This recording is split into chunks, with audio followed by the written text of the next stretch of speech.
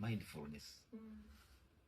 How do I ensure that there are certain habits that I must stop, that must, or that have been hindering me from progressing, and when I stop them, I will progress? Number one, the way we walk, and I will give light about that. Please, you see, the way we walk can make different conclusions from people around us. Either you are walking while you are balancing, those are for men, or you are walking, you are a lady, depending on where you have breast or where you are going. It will make people around that community, around the society, make certain conclusions around your personality. So once you get to hear about what people have about you, you might change the way you think about them. And that hinders the way you work with them, your working relationship with them. So that's why it is important to mind about how we walk, how we dress. You have also seen people, usually when they are eating, they are on TVs watching. When they are eating, they are with their phones, going through messages, responding, ABC, and all that. Or they, all those are habits that I think when you want to ensure that we emulate mindfulness in a busy world, we must inculcate ourselves into. And I think I'll be very specific when I'm talking about, some of the things, because at the end of the day, that's why you have seen people, it's either a board meeting for the young leaders who are coming up, or it's an executive meeting with a managing director, with a CEO.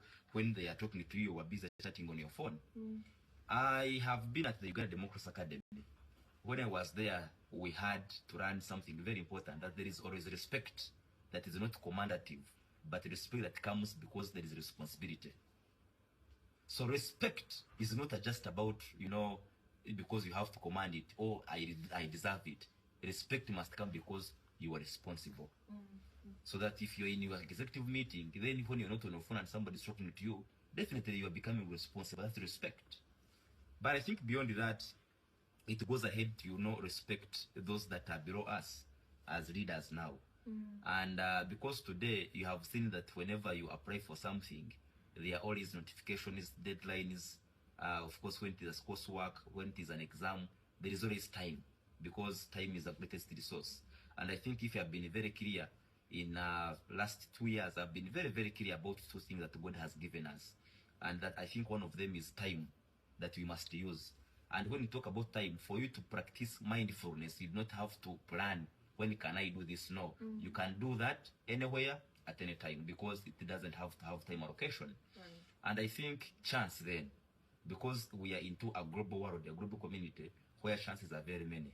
But for us to grab them or benefit from them, we need to be close, or we need to research, or we need to be, mindful of those around us. And I think I would really honestly say that things to do with, have that kind of physical ability, when you're into good health, to have better mental approachability, to have that peace of mind. There are certain things that you must live and, embrace a few other things to, guide your journey as you go ahead. All right.